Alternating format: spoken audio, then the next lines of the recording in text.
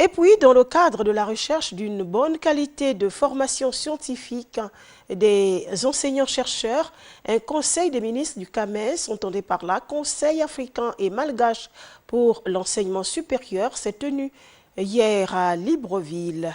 Prenaient part à cette rencontre les membres de chaque pays africain et les représentants du ministère de l'enseignement supérieur et technique. Compte rendu, Cabrel Guilan Lemami, Médard Engenga. Le Conseil africain et malgache pour l'enseignement supérieur CAMES a résolument choisi de se moderniser. Parmi ses différentes activités, il promeut la recherche scientifique et assure la qualité de la formation des enseignants-chercheurs. C'est là tout le sens de ces travaux du Conseil des ministres du CAMES. Le Conseil des ministres du CAMES est une instance statutaire et réglementaire de cet organisme qui est le Conseil africain et malgache de l'enseignement supérieur. C'est une sorte de conseil d'administration du CAMES.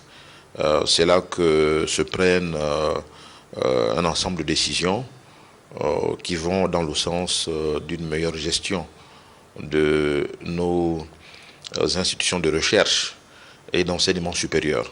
Ce Conseil des ministres est donc l'occasion de faire le point sur toutes les activités développées par le secrétaire général de cette institution lors de la 30e session.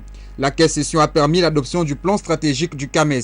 Une session qui a été marquée par un tournant important, à savoir la décision d'adopter le plan stratégique de développement du CAMES, qui est le premier du genre pour cette institution.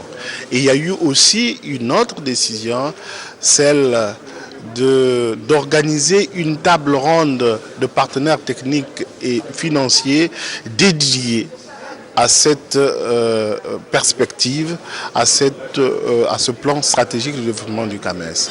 Et cette table ronde a été placée sous le co-leadership de leur Excellence Ali Bongo Ondimba et Alassane Ouattara. Ce plan stratégique du CAMES permettra la mise en place d'une feuille de route et donc d'un plan de travail bien élaboré. L'objet d'un plan stratégique, c'est travailler selon un nouveau type de gouvernance, c'est avoir des repères sur lesquels on peut se faire évaluer. Et il ne s'élabore pas comme ça, il s'élabore en tenant compte des faiblesses d'un système et des points forts d'un système. Donc au préalable, nous avons dû faire l'état de lieu du fonctionnement du CAMES pour en déterminer les points faibles, qui sont donc des défis à relever, et pour déterminer les points forts, qui sont des atouts à améliorer. Les décisions issues de ces travaux seront connues lors des prochaines rencontres du Conseil des ministres du CAMES.